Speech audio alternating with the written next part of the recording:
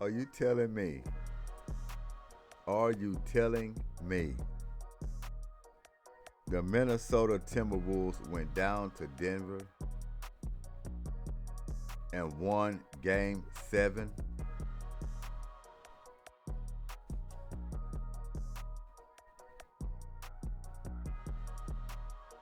Unbelievable.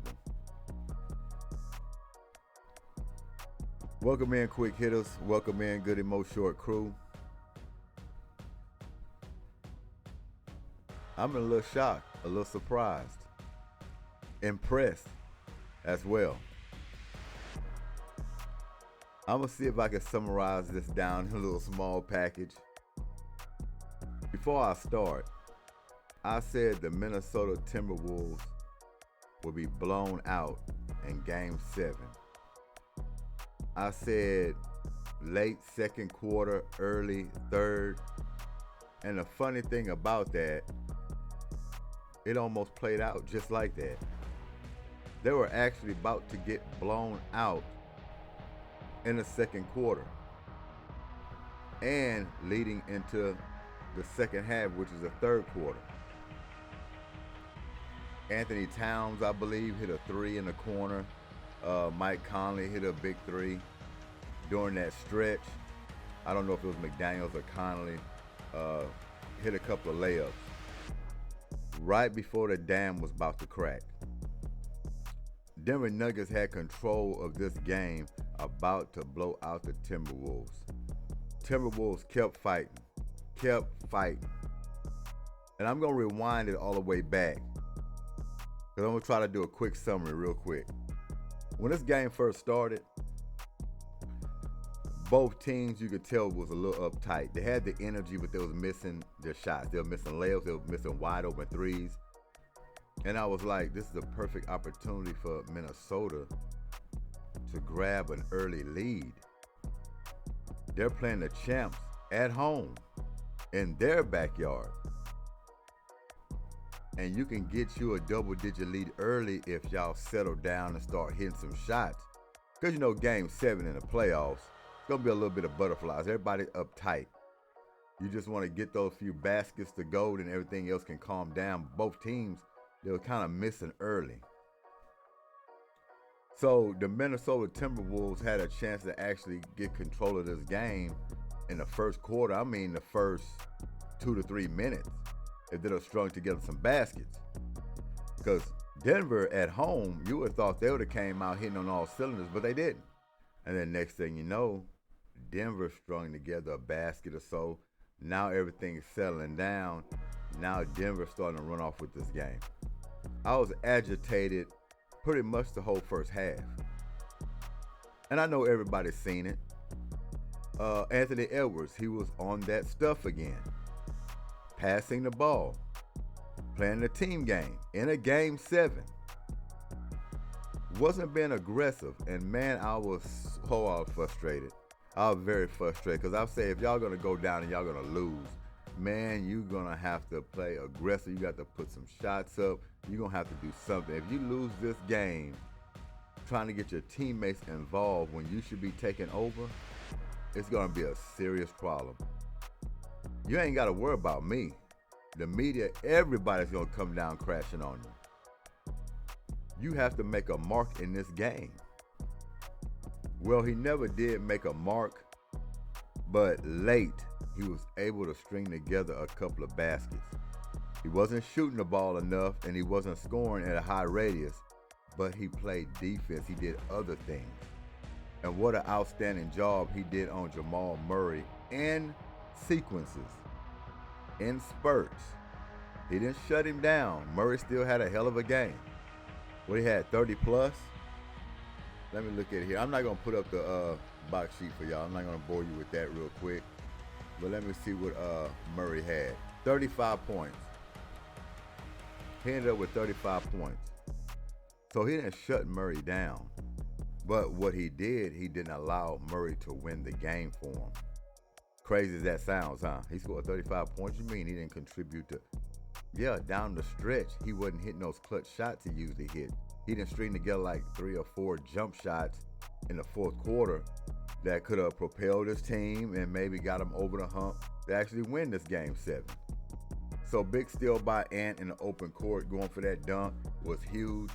He pressured him up a lot in this game. He was right there on his hip, making Murray think about it. Think about it a lot. So he got bailed out, just like the last game. He got bailed out by his teammates. McDaniels came through. Conley played well. He released a little stress off that valve. He was able to score some points. He was playing the floor general. But man, this was a game for the ages. Game 7. They defend the Joker almost as well as you could defend him. The defense they displayed in this game, it was nothing like game 2. It's hard to duplicate that. It was nothing like game 2. But man, it was smarts. They were in the right spots. They played with more brains on defense in this game. I would say it like that. In game 2, it was sporadic. They was running around with their hair on fire. They were just running all over active hands. It was just chaos almost the whole game with their defense.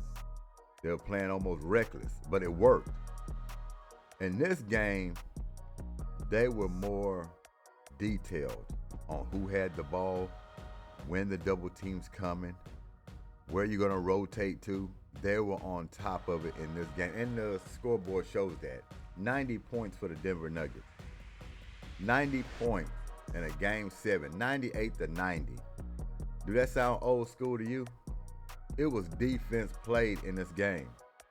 A lot of it.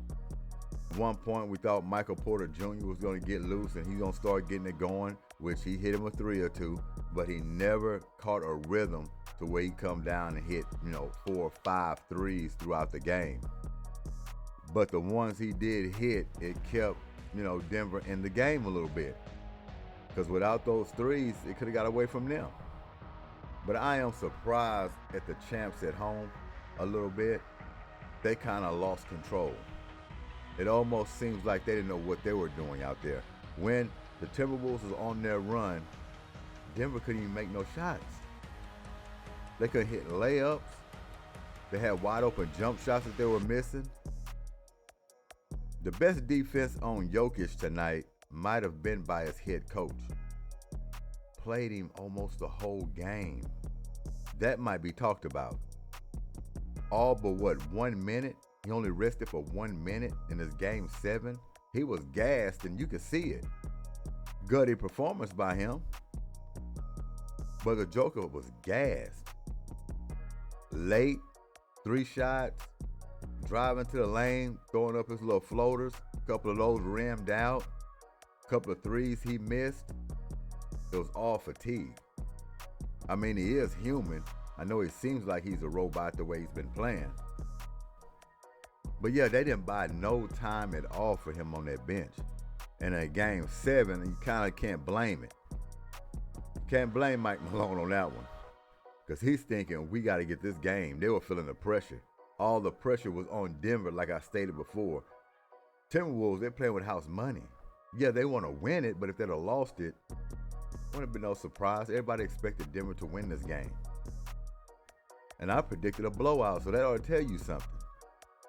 And it was right on the brink of that until a 3 here, a 3 there, a couple of layups, kept it in that 15-20 range, and then they kind of dropped it down in the low teens and got themselves back in the game. But it is a shocker. It is a shocker. I didn't expect this. When they went down by 15 and went down by 20, I was like, that's it. Especially the way Ant was playing, not being aggressive, still passing to his teammates, expecting them to make the big plays. I was like, it's done with. They should have opened this thing up 25. They should have opened up to 30. Never happened. And they won this game by defense. It wasn't offense. Defense won this game for the Timberwolves. Outstanding performance. They had the Joker. They blitzed him enough. There was a couple of possessions where they didn't blitz him, And they started trying to play him straight up, had me a little frustrated there because he hit a big little lazy three when you should have been waiting on that to begin with, because all he was doing was standing on top of the perimeter, just, pump faking, and then he just gonna flip that wrist real lazy, and he drops it. So I wanted them to be expecting that, especially when the game is tight and you only up like 5-6 points. You don't want him hitting the three at that moment. You don't need to get the crowd back in the game. So paying attention to detail is very crucial in the fourth quarter when you're winding down 5-4 minutes. You can't let a great player just lull you to sleep and end up making a big play. So that's frustrating. A lot of things can frustrate you. Trust me. Because down in crunch time, you got to dot all your I's and cross all your T's, especially with superstar players. You can't leave no crack, no window open. And at that point, I didn't want the Joker to have anything easy, especially if the Timberwolves was planning on winning this game. First half, it didn't seem like they was coming to win this game. I didn't know what Ant was doing. I was very frustrated watching them play and pass the ball and not trying to beat the double team once again. Very frustrated. His team bailed him out tonight. He never really got it going. He was off from the field. See if I can get that back up here. Matter of fact, let me get my specs, man. See that a lot better. 6 for 24 from the field. The only thing I like about that is it wasn't 15 attempts. It wasn't 17 attempts. It was 24 attempts. Still a little smaller dosage than my liking. I would like that more closer to 30 and beyond. But 6 for 24, he was a little more active. He was putting up some more shots with the defense covering him. It looked like tough shots, but he was still putting them up. That's all we want him to do. But 2 for 10 from the three-point line. He got 8 rebounds. He had 7 assists. And you would think a guy that passes as much as he does, passing the buck, allowing the defense to dictate what he's going to do, you think he'll have more assists. And 2 steals and 16 points is what he ended up with. Do you know what kind of pressure this guy would have been under if they didn't pull it out and he had this kind of performance? It'd have been tough. But his teammates bailed him out. And I'm going to say this one thing. Because he trusted his teammates, and I'm going to tell you that there is a positive to that. I don't like it for him especially. But there is a positive to trusting your teammates the way he does and keep on passing it and trusting his teammates throughout the year in the regular season leading up to the playoffs, because what it does, it gives them the confidence. They're not surprised in big moments. When you do that all year long, trusting your teammates, giving them the shot, swinging the ball when they're open, when the moment presents itself, like in the playoffs, a game 7, in crunch time, 4 or 5 minutes left, they're not going to be afraid of the moment. They've been doing it all year. They're expecting the Ant-Man to pass them the ball when he's double teamed or when they're open. He's going to give them a chance, and he's been doing that. So that's how McDaniels can come up big in a game. That's how Reed can come up big in a game. These role players, they're not afraid of the moment. They've been doing it all year, and Ant-Man's been trusting them while he's been cooking. So like I say, it is a bonus to that, but at the same time, it can backfire. It can backfire. You don't want to be passing too much. You got to seize the moment. It has to be a balance. You got to know when to take over as a superstar. It's got to be a balance. And I just think he got real lucky tonight. He really did, because the Denver wasn't as sharp as they usually are at home. And I thought they was going to open this thing up, especially when they grabbed the lead pretty early in the first half. And they was able to string together a couple of plays and, like I say, stop that dam, because it was about to be a flood. They stopped it. And then the defense. Defense allowed them to get back into the game. That defense creates offense. And man, I'm just surprised and I am shocked just like everybody else, especially when they went up by 20 points. You pretty much can say this was over and it was done. But these young Wolves came back and fought, didn't give up, trusted their process. We're thinking they finna get blown out of the water. We saw they couldn't generate any offense. And in crucial moments, Ant-Man passing the ball. Like it was one play. One play he split the double team. And I'm sitting there like, look, you can do it. That's the play you have to make. And what do? Get to the free throw line. That's what's gonna happen when you split a double team. They're gonna foul you. Or you're gonna get an and one. Or you're gonna break free, get a dunk, uncontested. It's a lot of things gonna happen when you play aggressive and you try to beat the double team. That's the only time I've seen him be aggressive and actually split the double team and get to the paint. He should have been doing that very early in this series. And he might get another chance against Dallas. Because I'm pretty sure they're gonna be double teaming him as well. But man, what do y'all think about these playoffs? Winding it down, getting close to the finals. We got new blood in these playoffs. The last 4 teams that are left, this is new blood than what we're used to. We always used to the same old teams, the Lakers, you know what I mean? Back in the day, San Antonio, Golden State. Teams like that we used to seeing every year in, year out, battling deep into the playoffs to win the championship. Not no more. Timberwolves are in it. Dallas Mavericks, after their long drought, they're back in the hunt and possibly can win a finals. So I'm surprised and excited about it because I always like new blood in the playoffs, especially if you can go deep. Underdog team against the Denver Nuggets and they beat them. They're going to be underdogs again when they go play the Dallas Mavericks. Yeah, they'll be underdogs just because they're still pups. It's been a way longer time for the Timberwolves. And Dallas is more together. They got more veterans on their team. You have Lou Doncic, of course. And he's polished. He's well polished. It's going to be an exciting series. It's going to be a hell of a series. Who I predict to win that, it could be a toss-up. It really could.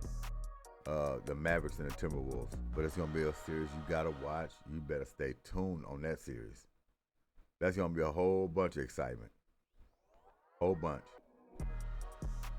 So crazy it may seem, remember that prediction I made earlier? And a few weeks, I think it was? A Celtics and Timberwolves finals. I thought it was all lost. I did. These Timberwolves showed me something. They showed the world something. They were dead in the water after going up 2-0. Getting ran down. The experience they're getting out of all this, they're going to be coming for a long time. A long time. They keep this core together and just, add here and there. But they got their core pieces there. You just keep them intact. You can battle each year for a championship. This team could easily be in the finals, just like the Dallas Mavericks. They can easily be in the finals. Indiana Pacers, Boston Celtics. I don't know if the Pacers can get them. That'll be a story, though. They're an underdog team. Best scenario is the Celtics and the Timberwolves. That'd probably be your best finals. But let's just say if the Pacers was a knock off the Celtics, and then you have like a Pacers and Timberwolves or a Pacers and Mavericks finals. I don't know. It seems like they don't have that much appeal to it, but We know what people want to see. Whether that's Dallas Mavericks in Boston or it can be Timberwolves in Boston. That'll be a good finals. McDaniels, 23 points by him. What a game. 2 blocks, 6 rebounds. 6 for 7 from the free throw line. He was 3 for 4 from 3-point and 7 for 10 from the field. Efficient. Plug and play. That's McDaniels. Plug and play. He don't shoot too much.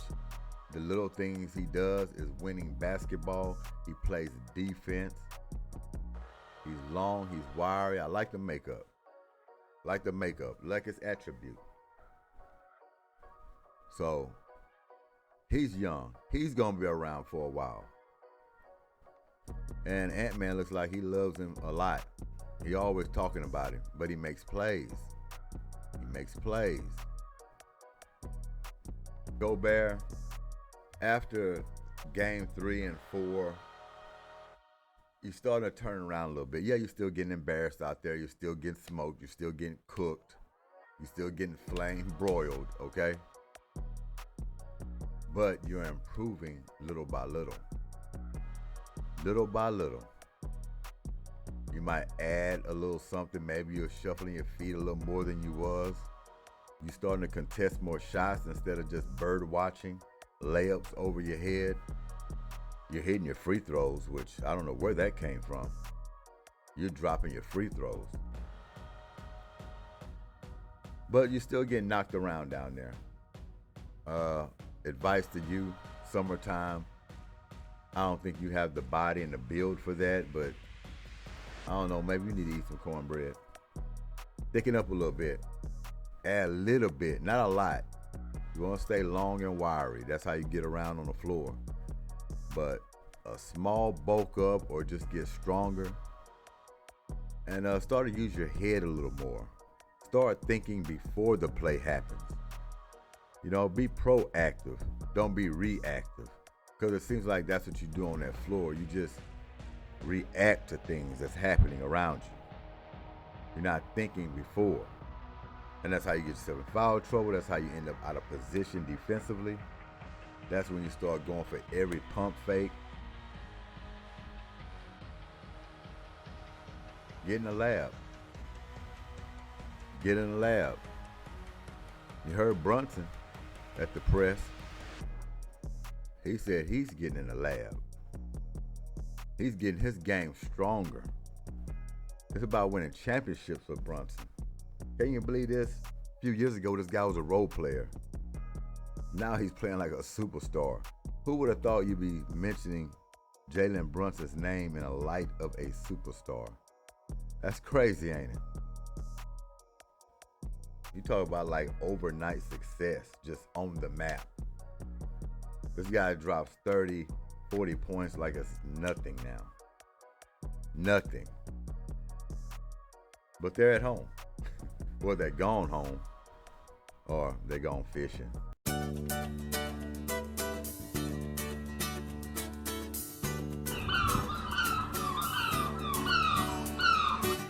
But yes, man. I just had to come in real quick because, who would have thought? Who would have thought? 98-90, Timberwolves went in the Denver Nuggets place in their home and won a Game 7. They were playing with house money. They didn't settle for that. They wanted to win. They was going there to win. Defensively says that. Offensively, I'm still a little flustered by that. Ant-Man is learning on the fly, I guess you can say. Because he can't carry this and keep doing this if he wants to win a championship. I don't want him going to Dallas, hesitating, buying in with the double team. No, be aggressive all the time. You still can trust your teammates. He can have a balance. Nobody's telling you to abandon your teammates and just hog the ball. Nobody's talking about that. We want you to share the sugar. But when the moment presents itself, that's when you want you to take over. When teammates are off, the game is turning in a different direction, they going on runs, looks like y'all about to be blown out. You get the ball in your hands, you're refusing to come off of it, or a double team forcing you off of it. No, you're going right at the defense. You're going to try to get yourself to the free throw line since you got all those bodies around you. Because you're going to keep attracting a lot of attention. You're not going to have a lot of one-on-ones anymore. The pink slip is out on you. Yeah, they already done jotted down a whole lot of different things about you on a sheet of paper. You're not going to be getting no one-on-ones. Probably for the rest of your career in meaningful games as far as the playoffs. Regular season, they'll probably let you cook a little bit. Not going to show their hand too much. But when it comes down to a championship, winning basketball, they're throwing bodies at you. So get used to it. Get used to it. And there was another play you made, which you was precise. Then when you make your mind up, I see you can do it when you make your mind up. Because the double team was coming then, and you dribble, escape, drive, and pulled up, bam, knocked down a jump shot. That quick, you didn't even think about it. Double team was there, was coming. You made your mind up and you said, I'm getting to my spot and I'm shooting this ball. You know, they making a run and I haven't really made a basket in a while, and you just made your move and pulled up and dropped it. Didn't even think about the defense. See, that's what I'm talking about. That's how you consistently break that defense. And then when you split the double team, those are the two highlight moments from you. In the series, really, being double teamed is when you split that double team in game 7. And then when you was on a perimeter and you dribble drived and pulled up real quick and knocked down a jump shot with two guys coming at you. See, on double teams, that's how you have to play it. Precise, quick, get to your action.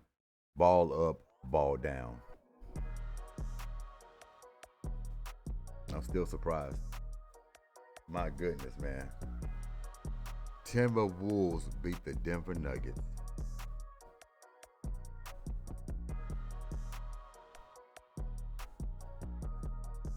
It's a lot of experience for them. From here on out, no matter what happens to these guys, it's house money. They gain the experience. These guys are young. They just knocked down the champs in a 7-game series. And they still wet behind the ears. Haven't even scratched the surface yet. And what do you know? They haven't scratched the surface yet, and they're going to end up possibly in a finals. How quickly things change, huh? How quickly things change. And the Pacers and New York game. Would I say I was surprised? But no, I'm not surprised by that game. But I knew it could go either way. And Pacers came into that one. They was ready to go. Jalen Brunson did too. He had a big game. Didn't get the usual help. And he's a one-man wrecking crew. That only lasts so long. As you get deeper and deeper and deeper into the playoffs, it only lasts so long. But the Pacers, they came in that game ready. They were energetic. They were swinging that ball around. Halliburton had it cooking with that unorthodox shot. I mean, once he gets it set, it's gone. It's almost like a squeeze shot. Like a whoop. Looks ugly, but it goes in.